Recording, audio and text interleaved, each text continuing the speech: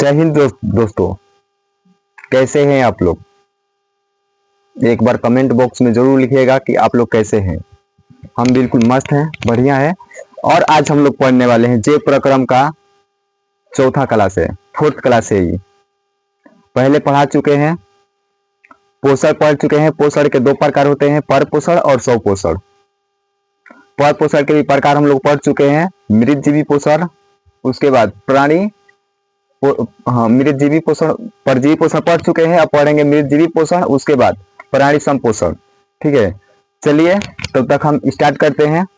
पर पोषण के ही प्रकार होता है, तीन गो प्रकार होता है। पहला परजीवी पोषण, दूसरा मृतजीवी पोषण और तीसरा होता है प्राणी संपोषण। चलिए देखते हैं कि मृतजीवी पोषण किसको कहेंगे। मृतजीवी पोषण किसको कहेंगे? देखिए, मृतजीवी पोषण कहते उसको है जो सड़े गले जंतुओं से अपना भोजन प्राप्त करता है, उसे मृतजीवी पोषण कहते हैं। देखिए परिभाषा के हिसाब से, पोषण का वह रूप जिसमें जीव अपना पोषण सड़े गले एवं मरे हुए जंतुओं से प्राप्त करता है, उसे मृतजीवी पोषण कहते हैं। मृतजीवी आप लिख देंगे पोषण, मृतजीवी पोषण कहते हैं। जैसे मशरूम को तैयार करने के लिए, मशरूम को बनाने के लिए पहले जो भूसा होता है उसको अच्छे से सराया जाता है। जब भूसा सड़ जाता है तो जो मशरूम का बीज होता है उसमें उपजाया जाता है, तो मशरूम हो गया। उसके बाद कुकुरमुता, जो कि बरसातों के दिनों में अधिक देखने को मिलेगा, कुकुरमुता। उसके बाद कवक, जीवाणु, विषाणु, ये सब सड़े गले जंतुओं से अपना भोजन प्राप्त करते हैं। उसके बाद देखेंगे कि प्राणी संपोषण या प्राणी संपोषी पोषण कहते किसको है। ठीक है, तो देखिए, वैसा जीव जो अपना भोजन ठोस या तरल के रूप में ग्रहण करे उसे प्राणी संपोषण कहते हैं। प्राणी संपोषण किसे कहेंगे? वैसा जीव जो अपना भोजन ठोस या तरल के रूप में ग्रहण करे उसे प्राणी संपोषण या प्राणी संपोषी पोषण कहते हैं। उसके बाद देखिए कि मृतजीवी पोषण जो होता है उसको मृतजीवी को अपघटन भी कहते हैं। मृतजीवी को अपघटन भी कहते हैं। चलिए देखिए अब आगे कि प्रकाश संश्लेषण। प्रकाश संश्लेषण कहेंगे किसको? ताकि बहुत बार ये सवाल पूछा गया है मैट्रिक के, प्रकाश संश्लेषण किसे कहते हैं। प्रकाश संश्लेषण देखिए कहते किसको है। प्रकाश संश्लेषण वह प्रक्रिया है जिसके द्वारा सभी हरे पेड़ पौधे सूर्य के प्रकाश की उपस्थिति में अपना भोजन खुद तैयार करते हैं, जिसे प्रकाश संश्लेषण कहा जाता है। ठीक है, प्रकाश संश्लेषण वह प्रक्रिया है जिसके द्वारा सभी हरे पेड़ पौधे सूर्य के उपस्थिति में अपना भोजन खुद तैयार करते हैं, उसे प्रकाश संश्लेषण कहते हैं। तो सुनिए, कहते हैं ना कि मुश्किल नहीं है कुछ दुनिया में, मुश्किल नहीं है कुछ दुनिया में, तू जरा हिम्मत तो कर। ख्वाब बदलेंगे हकीकत में, तू जरा कोशिश तो कर। ख्वाब बदलेंगे हकीकत में, तू जरा कोशिश तो कर। क्या है दुनिया? दुनिया में क्या चीज मुश्किल है? दुनिया में कुछ भी मुश्किल नहीं है। जब हम लोग अपना हिम्मत ही हार जाएंगे, कोशिश ही नहीं करेंगे, तो हर चीज मुश्किल है। अगर अपना हम लोग हिम्मत बनाए रखेंगे तो इस दुनिया में कुछ भी मुश्किल नहीं है। ठीक है, चलिए देखते हैं अब आगे प्रकाश संश्लेषण तो देख लिए, लेकिन प्रकाश संश्लेषण किन किन मुख्य चरणों पर मतलब कि आधारित रहता है उसको भी देखेंगे। तब तक के लिए इसको हटाते हैं।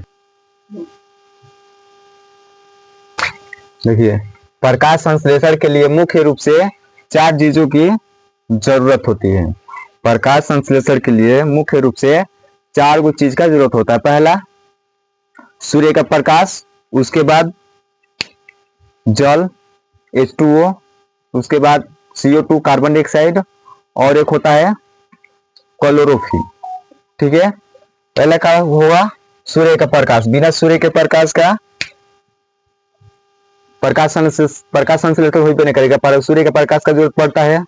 उसके बाद जल का H2O, कार्बन डाइऑक्साइड का CO2 और क्लोरोफिल का। ठीक है, उसके बाद देखिए प्रकाश संश्लेषण का रासायनिक सूत्र होता है। प्रकाश संश्लेषण का रासायनिक सूत्र को लिखिए। क्वेश्चन आता है तो देखिए, प्रकाश संश्लेषण के लिए रासायनिक सूत्र क्या होगा? पहले कार्बन डाइऑक्साइड बताया अभी, CO2 कार्बन डाइऑक्साइड, उसके बाद का जल H2O, ठीक है। सूर्य के प्रकाश, ये लिख देखिए, सूर्य के प्रकाश बाटा में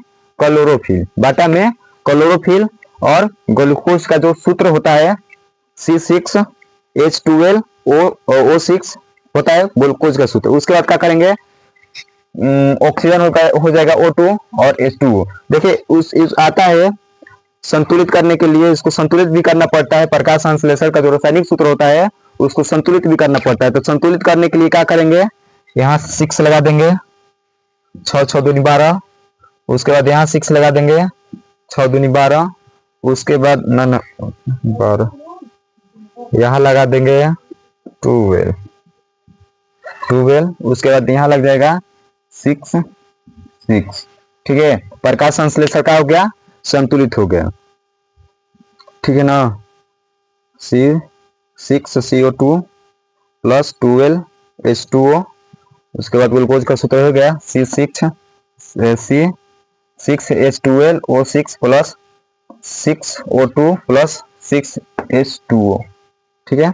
अब उसके बाद आता है, चलिए इतना तो देख लिए, कंप्लीट हो गया। प्रकाश संश्लेषण के लिए मुख्य रूप से 4 चीजों की जरूरत होती है। पहला सूर्य के प्रकाश, जल, कार्बन डाइऑक्साइड और क्लोरोफिल। प्रकाश संश्लेषण का रासायनिक समीकरण क्या होता है? प्रकाश संश्लेषण का समीकरण, तो सबसे पहले संतुलित नहीं करेंगे तो क्या रहेगा, कार्बन डाइऑक्साइड, उसके बाद जल, क्लोरोफिल और बाटा में सूर्य का प्रकाश, बाटा में क्लोरोफिल, उसके बाद ग्लूकोज का सूत्र लिख देंगे, ऑक्सीजन डाल देंगे, उसके बाद H2O। संतुलित करने के लिए क्या कर देंगे, 6 6 12 6 6 लगा देंगे, 6 12 6 6, ठीक है ना। चलिए ठीक है। अब आगे देखते हैं, इसको हटाते हैं। प्रकाश संश्लेषण की प्रक्रिया क्लोरोप्लास्ट में होती है। जो प्रकाश संश्लेषण का प्रक्रिया होता है, क्रिया होता है, वो कहाँ होता है, तो क्लोरोप्लास्ट में होता है, ठीक है। जो पेड़ पौधा का जो पत्ता होता है ना, देखिए पत्ता, ये जो पत्ता है इसमें जो क्लोरोप्लास्ट होता है उसमें होता है। आगे देखिए, पत्तियों को प्रकाश संश्लेषी अंग कहा जाता है। जो पत्ती होता है ना, जैसे कि हम लोग का संश्लेषी अंग है, सांस लेने वाला अंग का है, फेफड़ा है, वैसे ही जो पत्ता होता है, पत्ता को क्या कहा जाता है, तो संश्लेषी अंग कहा जाता है, ठीक है। अब देखिए, पत्तियों में महीन छिद्र पाए जाते हैं। जो पत्ता होता है ना, इसमें देखेंगे बहुत ज्यादा जूम करके, जूम करने से भी नहीं दिखेगा, जो इलेक्ट्रॉनिक सूक्ष्मदर्शी होती है ना, माइक्रोस्कोप जो होता है, उसमें देखेंगे ना, तो जो पत्ता होता है इसमें का महीन छिद्र होता है, महीन छिद्र पाए जाते हैं, जिसे रंध्र या ऑस्टोमेटा कहते हैं, रंध्र के खुलने और बंद होने की प्रक्रिया को नियंत्रण गार्ड कोशिका करता है। जो रंध्र में खुलने और बंद होने की जो प्रक्रिया होता है वो कौन करता है, गार्ड कोशिका करता है। जैसे कि मान लीजिए कि अभी जो गेट होता है, गेट के बाहर एक गार्ड होता है, गार्ड जो होता है, जो गेट के लिए क्या करता है, खोलने और बंद करने की नियंत्रण कौन करता है, गार्ड करता है। वैसे ही जो पेड़ पौधा का जो पत्ता होता है, इसमें सांस लेने और छोड़ने की प्रक्रिया को गार्ड कोशिका क्या करता है, बंद करता है और खोलता है। वही तो लिखे हैं, रंध्र में खुलने और बंद होने की प्रक्रिया का नियंत्रण गार्ड कोशिका करता है। उसके बाद देखिए, CO2 पत्तियों के भीतर जो CO2 होता है, जो CO2 देता है पत्तियों के भीतर कोशिकाओं में विसरण क्रिया के द्वारा पहुंचता है। जो CO2 होता है, कार्बन डाइऑक्साइड जो होता है, पत्तियों के कोशिकाओं में कैसे पहुंचता है, तो विसरण क्रिया के द्वारा पहुंचता है, ठीक है। अब देखिए आगे क्वेश्चन है, प्रकाश संश्लेषण की क्रिया में सूर्य का प्रकाश आवश्यक होता है, प्रमाणित करें। 5 नंबर का क्वेश्चन आता है, प्रकाश संश्लेषण की क्रिया में सूर्य का प्रकाश आवश्यक होता है, प्रमाणित करें, ठीक है। तो इसको देखेंगे हम लोग, अब अगला एपिसोड में देखेंगे, आगे देखेंगे इसको, ठीक है ना। तो चलिए आज के लिए इतना ही, और अपना कहाँ तक ये वीडियो पहुंच रहा है, कहाँ तक आप लोग देख रहे हैं, ठीक है। तो एक बार जरूर मतलब कि कमेंट कीजिएगा, ठीक है, कैसा लगता है मेरा वीडियो भी। चलिए ठीक है, आज के लिए इतना ही। जय हिंद, जय भारत, जय जवान।